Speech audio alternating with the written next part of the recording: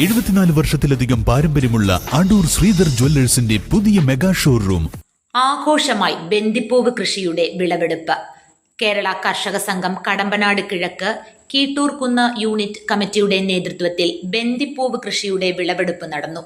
കർഷക സംഘം Adoor area president B Bijukumar ആദ്യ വിളവെടുപ്പ് നിർവഹിച്ചു.